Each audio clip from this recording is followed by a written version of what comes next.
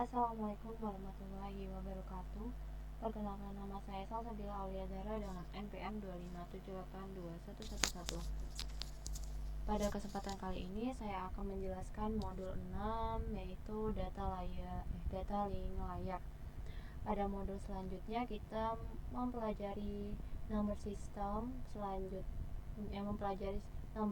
Selanjutnya pada modul 6 kita akan mempelajari data link layar, yaitu layar 2 pada modul OC. Layar ini berfungsi mengirim data antar perangkat yang berada dalam satu jaringan lokal atau LAN menggunakan MAC address sebagai alamat fisik. Selain itu, kita juga akan mempelajari topologi jaringan, metode komunikasi, serta struktur frame yang digunakan ketika data dikirim. Baik, kita mulai pembahasannya.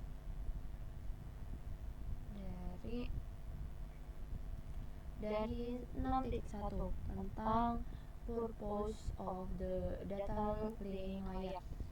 Di 6.1.3.1 yaitu the data link layar. Pertama kita akan membahas apa itu data link layar. Data link layar merupakan layar kedua pada model OC. Tugas utama layar ini adalah mengirimkan data dari satu perangkat ke perangkat lain yang berada dalam jaringan yang sama. Berbeda dengan network layar yang menggunakan IP address, data link layar menggunakan MAC address untuk menentukan tujuan pengiriman data. Selain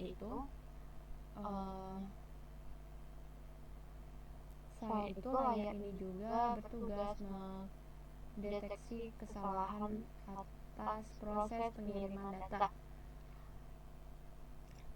Selanjutnya di 6.1.2 tentang IEEE 802 LAN atau MAN data link suppliers. Pada data link layar terdapat dua supplier, yaitu RLC dan MAC. RLC bertugas sebagai penghubung antar dua link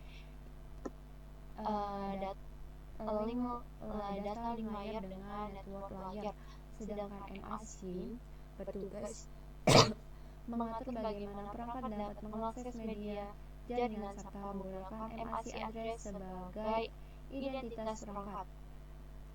Jadi dapat dikatakan bahwa RLC mengatur komunikasi antar layar, sedangkan MAC mengatur komunikasi antar perangkat. Lanjut 6.1.3 tentang providing access to media. Data tidak dapat dikirim jika semua perangkat mengirimkan data secara bersamaan.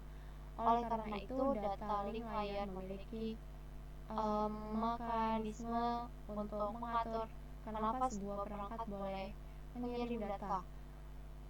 Mekanisme ini bertujuan menghindari tabrakan data atau collision sehingga komunikasi menjadi lebih efisien.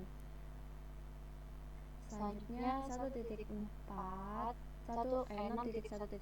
tentang data link layar standar. Agar semua perangkat dari berbagai vendor dapat saling berkomunikasi, diperlukan standar komunikasi. Salah satu standar yang paling banyak digunakan adalah IEEE 802. Contohnya adalah Ethernet yang menggunakan standar IEEE 802.3 dan jaringan Wi-Fi yang menggunakan IEEE 802.11. Selanjutnya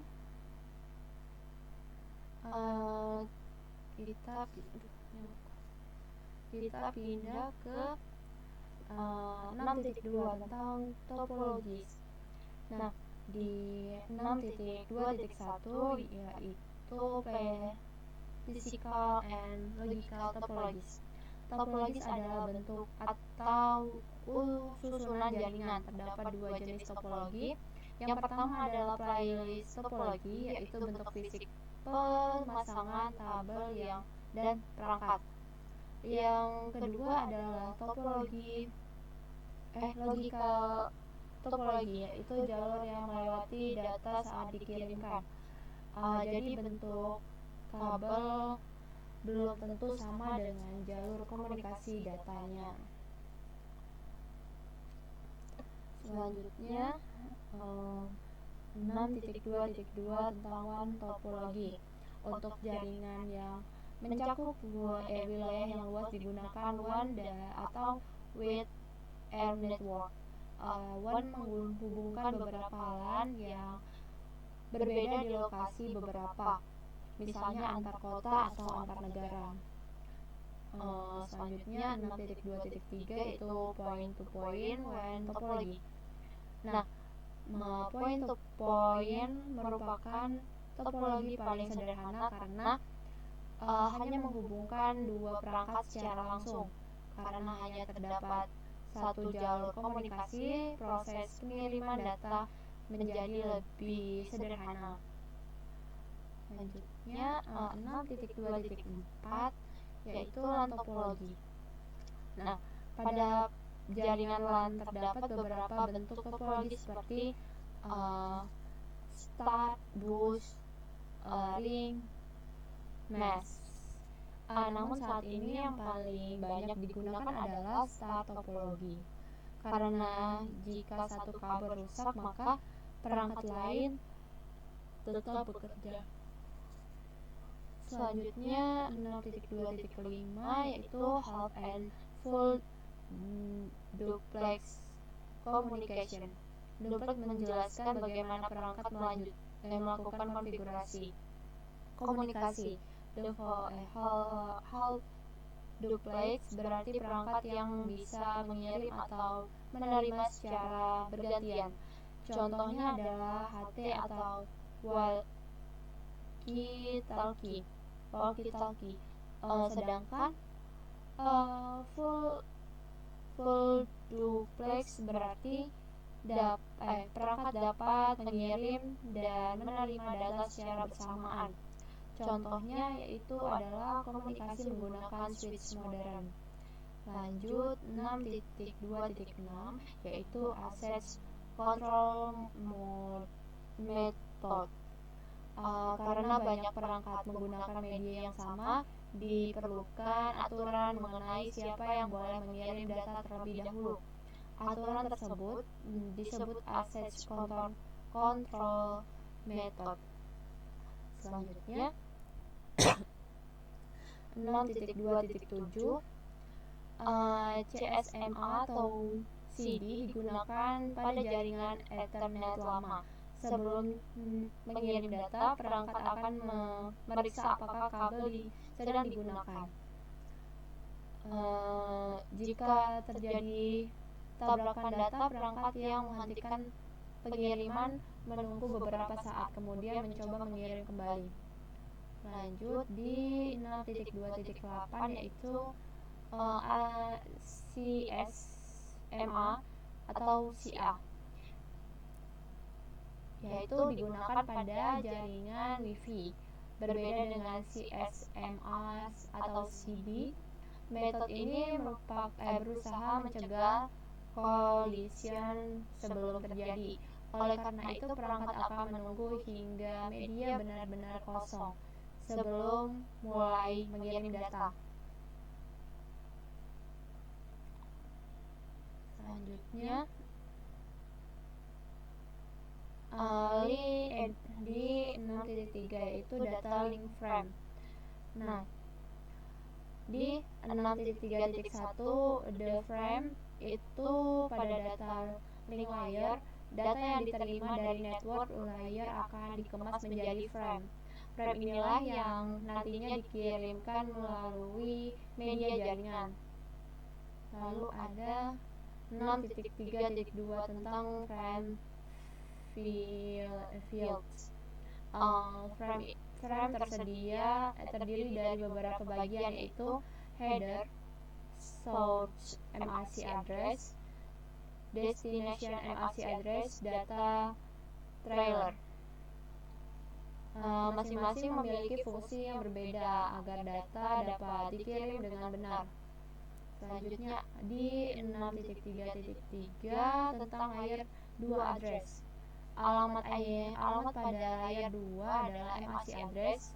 Setiap perangkat jaringan memiliki MAC address yang unik sehingga perangkat dapat dibedakan satu sama lain.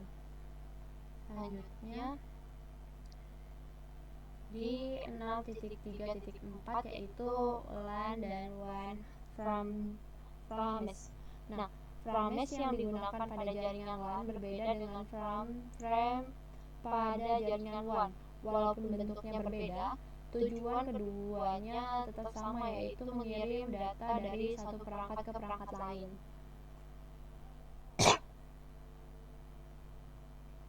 Dari modul 6 dapat disimpulkan bahwa data link layer merupakan layer yang bertanggung jawab mengirim data dalam satu jaringan lokal menggunakan MAC address. Layer ini juga mengatur akses media, mengenalkan berbagai topologi jaringan, metode komunikasi seperti half duplex dan full duplex, serta proses pengiriman data menggunakan frame. Materi ini menjadi dasar sebelum mempelajari switching dan komunikasi jaringan pada modul berikutnya. Terima kasih atas perhatiannya. Saya akhiri. Wassalamualaikum warahmatullahi wabarakatuh.